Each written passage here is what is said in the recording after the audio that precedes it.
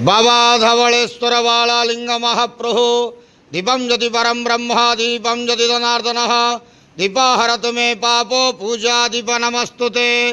बाबा धवलेश्वर बालालिंगाय नमो नमः। संसार सुखी रखंतु।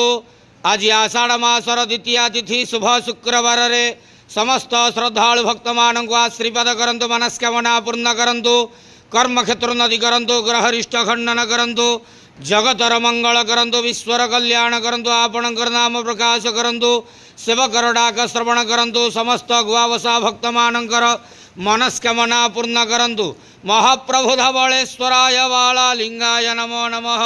संसार सुखी रखंतु, आनंदे जवार हरि बोलो। आज आषाढ़ मासर द्वितीय तिथि शुभ शुक्रवार रे समस्त श्रद्धालु भक्त मान को आशीर्वाद करंतु, आनंदे जवार हरि बोलो। ओम नमः शिवाय महारुद्राय।